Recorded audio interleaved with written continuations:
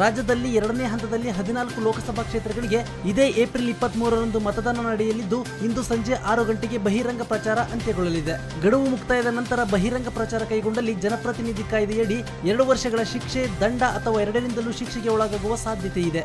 ಇನ್ನು ಕೊನೆ ಕ್ಷಣದ ಕಸರತ್ತಿನಲ್ಲಿ ಮಾಜಿ ಪ್ರಧಾನಿ ಎಚ್ ಡಿ ದೇವೇಗೌಡರು ಪಕ್ಷದ ಅಭ್ಯರ್ಥಿ ಆನಂದ್ ಅಸ್ನೋಟಿಕರ್ ಪರ ಪ್ರಚಾರ ಕೈಗೊಳ್ಳಲಿದ್ದಾರೆ. ಇನ್ನೊಂದೆಡೆ ಕೊಪ್ಪಳ ಲೋಕಸಭಾ ಕ್ಷೇತ್ರದಲ್ಲಿ ಮೈತ್ರಿ ಅಭ್ಯರ್ಥಿ ರಾಜಶೇಖರ್ ಹಿಟ್ನಾಳ್ ಪರ ಆಂಧ್ರ ಮುಖ್ಯಮಂತ್ರಿ ಚಂದ್ರಬಾಬು ನಾಯ್ಡು ಅಬ್ಬರದ ಪ್ರಚಾರ ನಡೆಸಲಿದ್ದಾರೆ.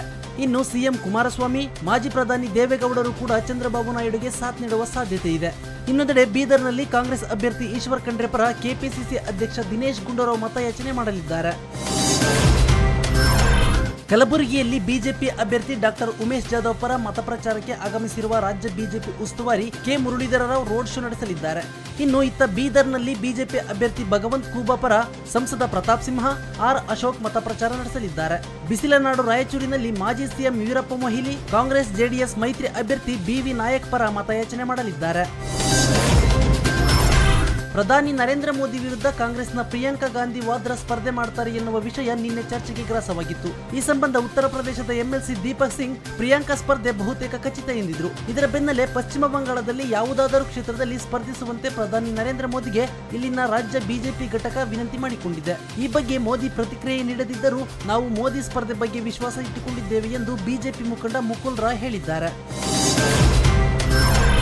ಬೆಂಗಳೂರಿನಿಂದ ಶಿವಮೊಗ್ಗಕ್ಕೆ ತೆರಳುತ್ತಿದ್ದ ಕಾರೊಂದನ್ನು ತಪಾಸಣೆ ಮಾಡಿದ ಆದಾಯ ತೆರಿಗೆ ಇಲಾಖೆ ಅಧಿಕಾರಿಗಳು ಅದರ ಸ್ಟೆಪ್ನಿಯಲ್ಲಿದ್ದ 2,90,00,000 ಕ್ಯಾಶ್ ಅನ್ನು ವಶಕ್ಕೆ ಪಡೆದಿದ್ದಾರೆ. 2,000 ರೂಪಾಯಿ ಕಂತೆ ನೋಟುಗಳನ್ನು ಟೈರ್ನಲ್ಲಿ ತೂತನ್ನು ಕೊರೆದು ಬಚ್ಚಿಡಲಾಗಿತ್ತು.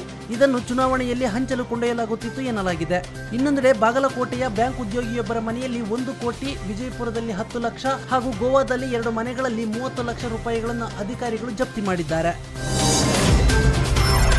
ಸಾಲು ಸರಣಿ ರಜೆ ಹಿನ್ನೆಲೆಯಲ್ಲಿ ಕರಾವಳಿ ಪ್ರಸಿದ್ಧ ದೇವಸ್ಥಾನಗಳು, ಪ್ರವಾಸಿ ತಾಣಗಳು, ಬೀಚ್ಗಳಲ್ಲಿ ಜನಸಂದಣಿ ಹೆಚ್ಚಾಗಿದೆ.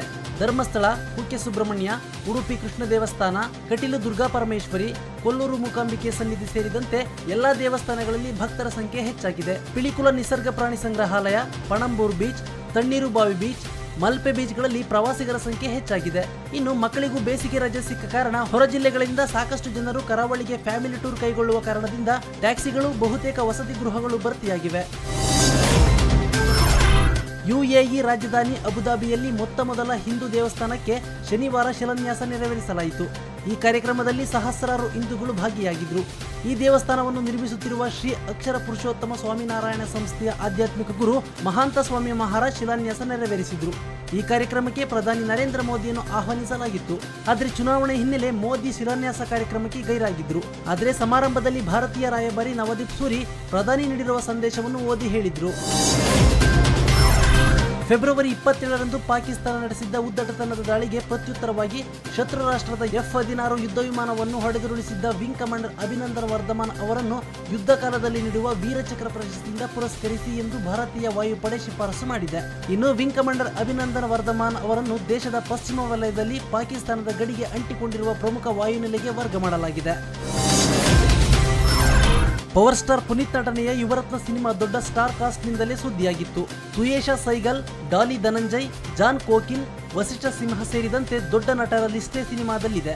ಇದೆಲ್ಲದರ ನಡುವೆ ಪುನೀತ್ ತಾಯಿಯಾಗಿ ನಟಿಸುತ್ತಿರೋ ರಾಧಿಕಾ ಶರತ್ ಕುಮಾರ್ ಸಿನಿಮಾದ ಸೆಂಟರ್ ಆಫ್ ಅಟ್ರಾಕ್ಷನ್ ಆಗಿದ್ರು.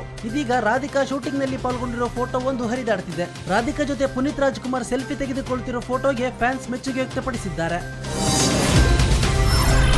ಪ್ರಿಯಾಂಕಾ ಉಪೇಂದ್ರ ಲೀಡ್ನಲ್ಲಿ ನಟಿಸಿರುವ ದೇವಕಿ ಸಿನಿಮಾ ಟೀಸರ್ನಿಂದಲೇ ನಿರೀಕ್ಷೆ ಹುಟ್ಟಿಸಿತ್ತು.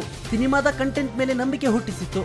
ಯಾವುದೇ ಕಾಂಪ್ರಮೈಸ್ ಇಲ್ಲದೆ ಕ್ವಾಲಿಟಿ ಮೇಂಟೈನ್ ಮಾಡಲಾಗಿತ್ತು. ಇದೀಗ ಸಿನಿಮಾ ನೋಡಿ ಹೊಂಬಾಳೆ ಫಿಲ್ಮ್ಸ್ ಮತ್ತು KGF ತಂಡ ಮೆಚ್ಚುಗೆ ವ್ಯಕ್ತಪಡಿಸಿದೆ. ಅಲ್ಲದೆ ದೊಡ್ಡ ಮೊತ್ತಕ್ಕೆ ಡಿಸ್ಟ್ರಿಬ್ಯೂಷನ್ ಹಕ್ಕನ್ನು ಪಡೆದುಕೊಂಡಿದೆ. ಮೂಲಗಳ ಪ್ರಕಾರ ದೊಡ್ಡ ಮೊತ್ತಕ್ಕೆ ಮಾರಾಟವಾದ ಮಹಿಳಾ ಪ್ರಧಾನ ಸಿನಿಮಾ ಪಟ್ಟಿಗೆ ದೇವಕಿ ಸೇರಿಕೊಂಡಿದೆ.